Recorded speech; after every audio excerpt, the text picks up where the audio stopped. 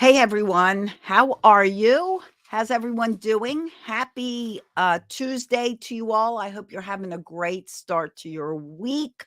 I'm so happy you're here. You've taken some time out of your busy schedule to spend a little time with me. I'm going to open up my water because I have this little cute little baby water bottle because I always get thirsty, you know. Hi, Michelle. Thank you for joining. Hi, guys. Thank you so much for joining. Izzy, everybody that's hopping on, I appreciate you participating. We're talking about uh, why you need to start eating together with your kids. So, this is really important, and you're going to find out why it's really important. And in our busy lives, we run around so much. We're eating in front of the TV, or we're just handing a child something to eat, or we're like, get in the car, here, eat this. Or you're not planning ahead and you're driving through fast food restaurants. There are so much commotion around eating. Good morning. Good morning. That we forget that we need to slow certain things down. And that is great to begin with mealtime. Kids are picky eaters, they're fussy eaters, they don't want to do certain things. And a lot of it is centered around all this kind of chaos. Screens are being put in front of kids, all that stuff. And that's what we're going to talk about today. So, thank you for hopping on. As you're joining me, say hello, please, so I can say hello back. I'm excited you're here.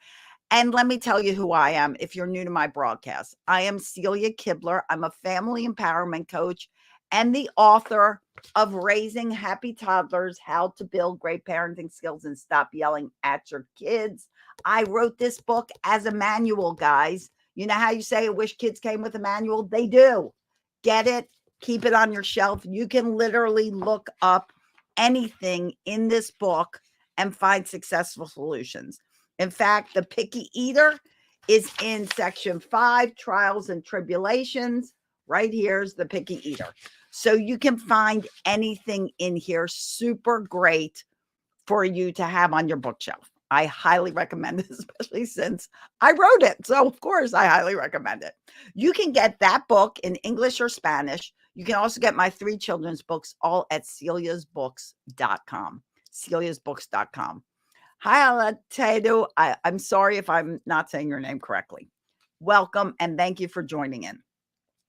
So let's talk about the importance of eating together. Why is this so important? And if you stay till the end, I am going to give you a bonus. I'm going to give you 3 of your children's favorite foods. And I'm going to tell you how to make them healthy. Pizza, soda, and ice cream. And we're going to talk about how you can have a meal of pizza, soda, and ice cream, but make it entirely healthy. Hi, Shireen. How are you? Okay, so stay till the end. Don't leave. Hi, Priyanka. Okay, let's get going. Let's get going. Okay, so why is it good to eat together? Number one, when you eat with your child, if your child has difficulty with utensils, table manners, any of that, they start mimicking and learning from you. So when you eat together, you're indirectly teaching your child how to use utensils. You're teaching them about table manners because kids are always watching you and you are their strongest role model. So eating together is also a lesson for your children on good manners, good eating habits, trying new foods, all of that mixed together into one big, great bundle of how to eat food in a healthy way. Number one, it's been proven that families that have dinners together, family dinners, tend to eat healthier food because you're preparing it. You're not buying it from a restaurant where there's way too much salt and fats. You're not driving through a fast food place. You're actually preparing the food, and it tends to be a much, much healthier version of food for all of you. Okay. Next, what's great about eating together, and if you're trying to lose weight, here's your bonus. You're talking to each other, and you know what talking does is it's a natural break in stuffing food in your face, okay? So if you're in front of the TV set, you're always, we're just eating. We're mindlessly like eating. We're eating and we're watching. We're eating and we're watching. We are not being mindful of what we're eating, nor are we being mindful of the people around us. We are not having conversation. And guys, if you find this helpful, please share this out so other people can find it helpful as well. Hi, Sherry. Thanks for joining, honey. Okay. So let's talk more about this, okay? Why does the conversation and eating together help the intake of food into your mouth? And Coach Kapala, you guys see her? Great eating coach. You want to lose weight? She is all about how to get you to lose weight, how to get your mind right, how to do it through scriptures. If that is your search, if you are really needing help, go to Coach Kapala right on there. She's right on the list. Reach out to her. Amazing, wonderful human. One of my all-time favorites. What if your child doesn't show interest in eating food while we eat? I can help you with that. I don't know if I'll have time, but I'll make a note to throw it in at the end. Okay. Something you can do. Whoops. I won't make a note because my pen just dropped on the floor. Wait, I'm making another note. I have another pen. Okay. All right. So let's do this and then I'll approach that. And if I don't get to it, honey, I'll send you a message. Okay. So when we talk and we eat, we slow the input of food into our bodies. And when you eat slower, you fill faster. Your brain needs to register itself being full for 20 minutes. It takes 20 minutes for your brain to say, I am full now. And if that 20 minutes, if you've eaten a meal and you're adding in extra foods, well, and you just keep eating, you're going to not fill so fast. Your brain doesn't even have time to register because it's too busy taking in food. Talking, like right now, I'm not eating. I just had breakfast. But if you're talking, you're slowing food. If you want to chew your food more, take more chews. Is that correct? Chew more. Don't eat so fast. A great way to slow food going into your body and a great way to help your brain register your full faster. Okay. So let's aside from the fact that you're not talking to your kids, get rid of the screens. Screens have no place with meals. So often we plant our child down and we put a screen in front of them and they are eating in front of a screen. Back in the day when dinosaurs roamed the earth, when I lived, as my children will tell you, there were no screens. There was no screens. There was conversation. There was talking, like we talked. We told jokes. We laughed. We talked about our day. We talked about something new we learned. We talked with each other.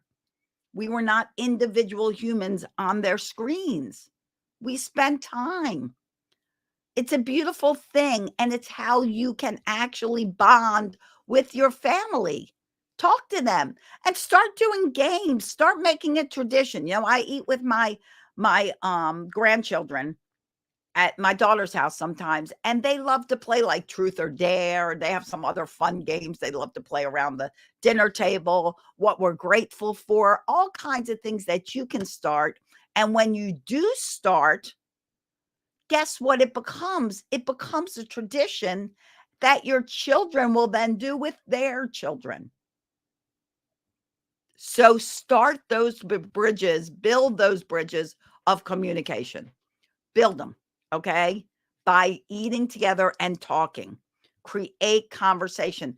And if everybody's sitting there, then ask random questions. So like, what did you learn today? What mistakes did you make? Did you make a mistake today? Because you know what? We all make mistakes. So let's laugh at the funny things we did and making a mistake. You know, let's talk about that. What else goes with eating together? Eating together brings family together, and it allows everybody to join in with eating some foods. Now, one of you, I can't remember who, asked about what if your child doesn't eat? Well, here's where eating together helps. Eating together has everybody eating similar foods. Don't be a fast order cook and make a different meal for everybody. What you can do is you can put a little divided tray of extra food in the middle, complementary food, nothing that's going to distract for your meal. Like you don't want to put potato chips in the middle, but you could put beans or peas or blueberries, easy finger food, celery, carrots, little broccolis, whatever's easy to grab. If you guys like hummus or salsa, dips are great. For the most part, kids love dips. Not all kids, but many of them do. And just put them in the middle of the table and don't even focus on them. Instead, you take a blueberry out of the dish and eat one. And then your kids will know, oh, that's there to add to the meal. And if they don't eat what you're serving, but they eat what's in the middle of the table, yay, they've eaten something healthy. I mean, beans, blueberries, peas, that's a meal. So, put that in the table. And if they wind up eating that instead of dealing with the fussiness of, I don't like this, blah, blah, they have options and it's not even an issue. If they eat that, they've eaten something. This hurts me so much. My child does not eat with us for a long time. Time to start, time to change things, time to make sure you're all eating together. It doesn't have to be every day or every night. Do it 3 times a week. Start small if you're not used to it. Do it at breakfast. Do it at dinner. Always start small. Don't just go, okay, from now on, we're all eating together regardless of anything. Excuse me, drink of water. This is what we're going to do. We're going to eat together from now on. We're never going to eat apart. No, small steps. If you're changing old habits, take baby steps. Baby steps grow into giant steps, and then things will change. Things will change. Thank you for the hearts, guys. I'm glad this is helping. Things will change if you do step at a time. Even just decide today, you know what? We're going to eat one meal together every week. Start there. Maybe it's on the weekends is easier. Maybe it's not so chaotic and you can eat together on the weekend. We're not going to eat. You could even say we're not going to eat in front of the TV. We're going to eat, we're going to eat at the table. Change one time. And then you can introduce another time and talk about it and make it fun and tell jokes and have that conversation. We're so busy in this world that we forget how important it is to talk to each other. We're yelling at each other, we're screaming, and we're not having good times together. Why did you have children? Didn't you have children to have fun and have a good family time together? So before we go too long, because I don't want to keep you guys, and I appreciate you being here with me, I want to teach you a little bonus. I want to tell you how to make a kid's favorite meal healthy. And that is pizza, soda, and ice cream. And your kids, important, have your kids help you cook. Have your kids help you prepare meals. And in the way you prepare pizza, ice cream, and soda, you can have your kids help you do this. So pizza ordered from the store, although it's not horrible food, it's very high in salt and very high in fat. So, I mean, as a food, it's not terrible. You have grains, you have vegetables, you have, depending on what's on it, you have dairy. So it's not a terrible food, but it tends to be very high in calories, very high in fat, and very high in sodium when ordered. But you can make your own pizza.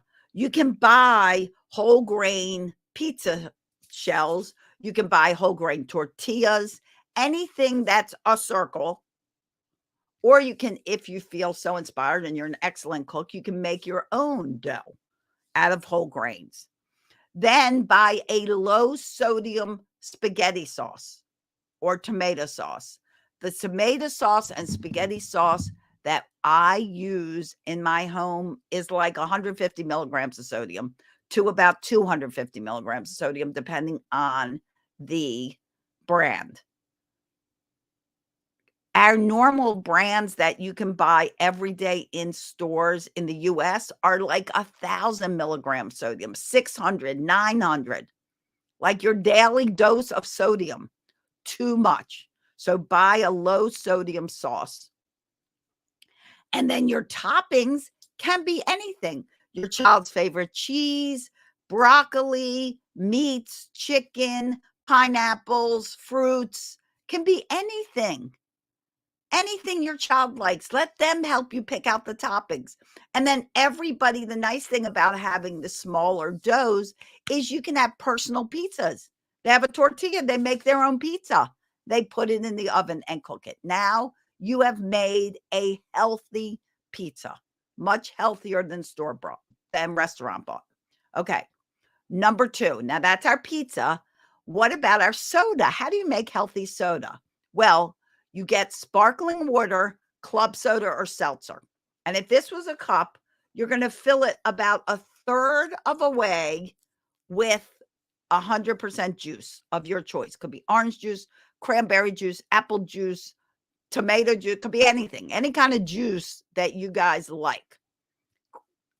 A third of a way with 100% juice, the rest of the way with sparkling water, seltzer, or club soda. And that will make a spritzer. Instead of ice cubes, put frozen fruit in it. Straw, an umbrella, you got a party. Make some spritzers of your own. It's a great replacement for soda and delicious and healthy.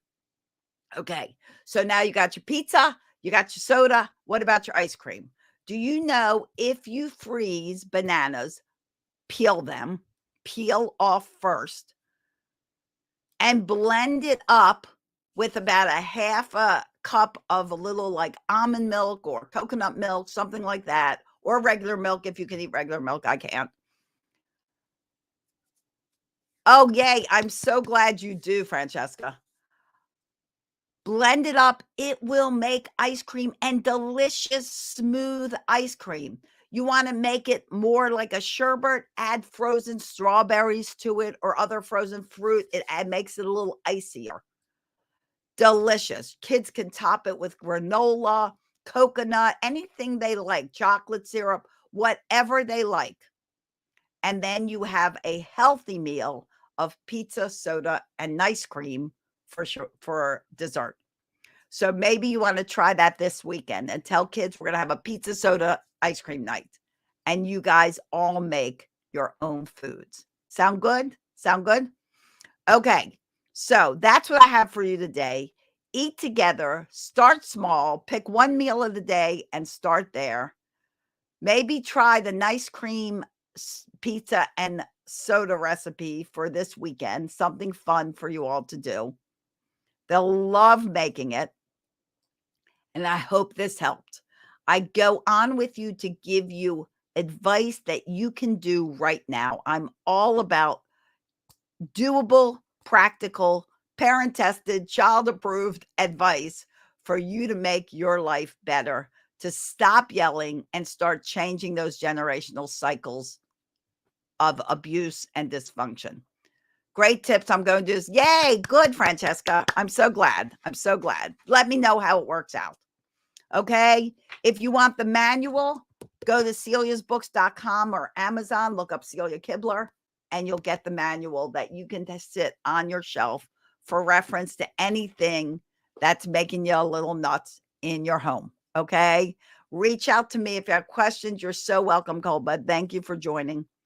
Reach out to me. Send me a message here, Facebook, LinkedIn, whoever's on YouTube. If you're on YouTube, give me a thumbs up and subscribe.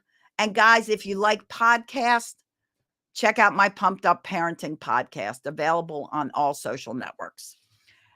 And I'm so grateful for you taking time out of this day, your busy day and your busy schedule, and spending a little with me. I appreciate it. I go live Tuesdays at 10 a.m. here on Instagram, Facebook, LinkedIn, and on YouTube. You're so welcome. I'm so glad it helps every. Thank you for joining.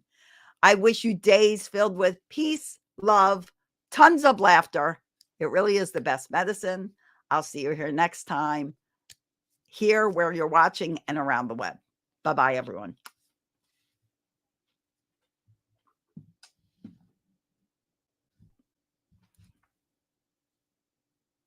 Oops. Not stopping.